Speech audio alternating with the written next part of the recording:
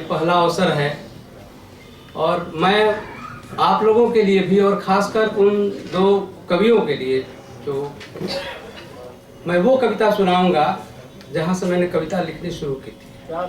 वो मेरी दूसरी कविता है और शायद ये 92 की कविता है उन दोनों के लिए 92।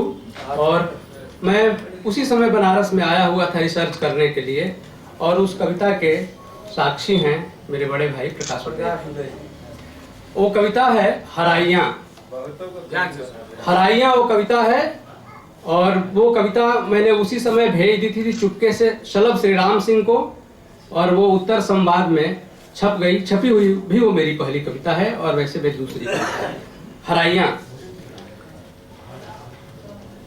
धरती की छाती पर हराइयाँ। आप लोग हराई समझते होंगे, हल चलता है और बैल और हल और जो हराइयाँ उगती हैं।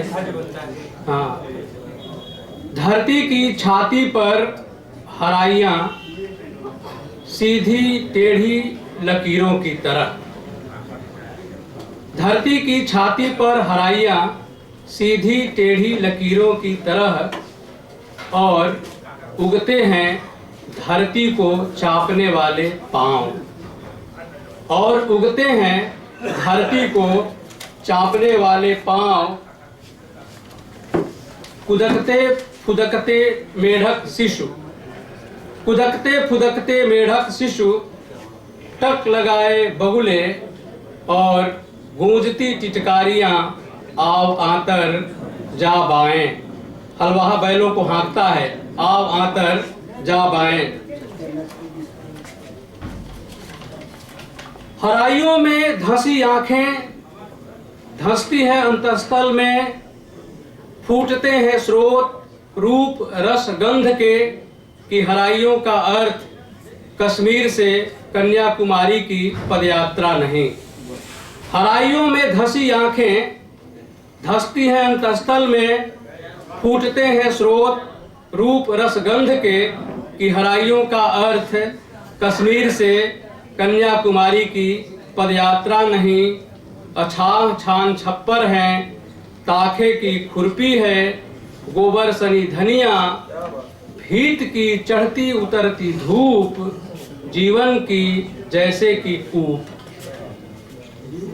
पात पात अलसाती पुरवा। पात पात अलसाती पुरवा, अलसाता दिन जुटता वह भर दिन। और खो जाती जाकर हराइयाँ अन्न राशि पर्वत के पीछे। विवश विष बिखर जाती बाजार में, सज जाती महफिलों में। ठहाके लगाते दबंग दुशासन, नंगे होते जाते गांव। ठाव नहीं पाते हैं दुख दहते पांव।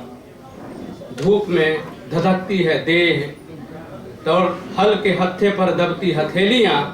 धरती की छाती में कहरे उतरती हराइयां, कहरे उतरती हराइयां और गूंजती टिटकारियां आव आतर जा बाएं। धन्यवाद। धन्यवाद बलभद्र। और अब हमारे पास बस 2-3 कवि हैं जिसमें एक गिरधर करुण जी भी हैं। अगर मैं न कहूँ पढ़ने को तो प्राण ले लेंगे, इसलिए मैं उन्हें आमंत्रित करता हूँ। एक छोटी, क्योंकि मोटी रचना बहुत पहले हम लोग सुन चुके हैं, छोटी रचना के लिए।